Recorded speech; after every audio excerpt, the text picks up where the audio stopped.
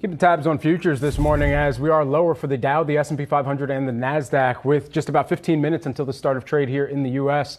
as investors continue to zero in on inflation. But our next guest says that a global recession is inevitable and U.S. investors should diversify away from U.S. stocks. Pictet Asset Management Chief Strategist Luca Paolini joins us now. Luca, thanks for taking the time here with us. Good morning. In set. Yes, good morning indeed. Okay, so you're saying that a global recession is inevitable, but in even the inevitable nature of that, what is the extent, what's the depth of that you would be looking at and tracking? Well, first of all, let me say that a global recession wouldn't surprise anyone. I think it's probably also priced in. I think the question is how deep it's going to be and how bad it's going to be for markets. And I think a lot of this will depend on the reaction of central banks. You have seen this in the UK, for example. So I think it's almost inevitable to have a recession. We have a recession basically in the US. We have one now in Europe, one in the UK. We have basically one in China.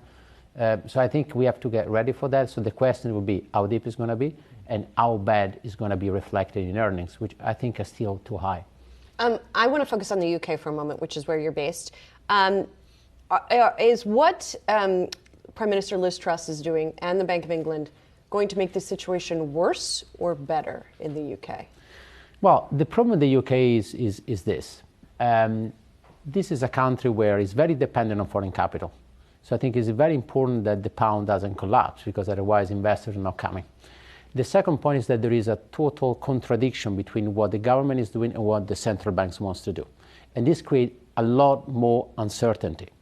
And also there is another issue that the idea of this fiscal package could be potentially right, but the timing is awful because you see the central banks told us just a few weeks ago we are going to basically do QT. And now actually they're doing the opposite. I think this kind of sense because the government is forcing them to effectively. Exactly. And I think, it's just the fact that the IMF is telling the UK this is the wrong policy. That's really kind of unprecedented. And there is also, by the way, the politics is important. This government hasn't been elected. And so there is also this kind of angle that you have to keep in mind. And this increases the uncertainty that we see in the UK. If the pound does collapse, what type of ripple effects would that cause in other currencies and in U.S. equity markets?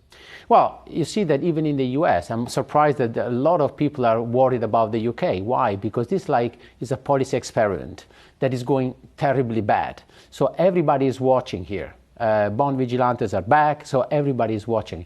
I don't think that UK or what's happening in the UK will be the catalyst for a global recession because I think this is probably going to happen anyway.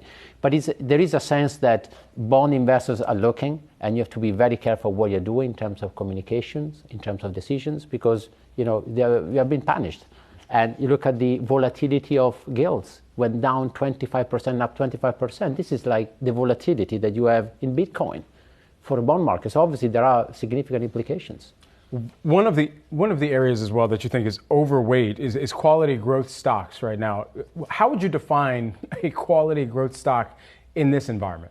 Well, quality basically is balance sheet, strong balance sheet, stable margins, strong sales. This is basically what we define as quality.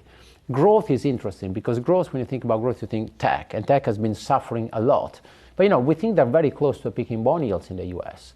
And if you're right, given the decline that we are seeing in tech stocks, I think there is some value there as well. So that's why I think, quality stocks for us is a place to be. And also obviously some defensive names. We like pharma stocks because they're not really affected by the cost inflation, very solid earnings, and they tend to benefit from a strong dollar. So that's what we like right now. And then there is the UK overweight on UK equities. And I had to ask my team to read it to me a couple times to make sure I was hearing it correctly. So given our discussion just now about the UK situation, why overweight UK stocks? We have been reducing our weight in the UK, okay. But the point of the UK market is that 80% of sales are basically abroad. So when the pounds get weaker, typically a lot of companies, they benefit.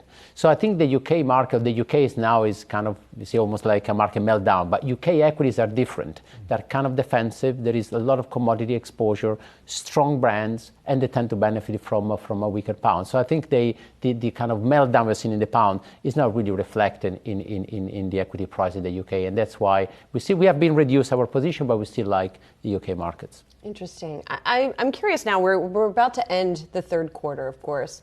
And we had that little attempt at a rally here in the US that then faded out. Any sort of lessons learned as you look back over the quarter that you now have helped you think about your framework for the end of the year? I think the lesson, is simple, that inflation is always a problem. And once you have inflation like this, there are always tensions, market turmoil, credit accidents, and these kind of things.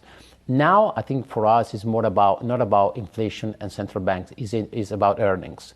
And I think the focus will be on earnings because I think the risk now that we go from a duration shock, so let's say higher interest rates, to a growth shock. And this is where I think we feel more worried about, and the next earnings season is going to be really critical.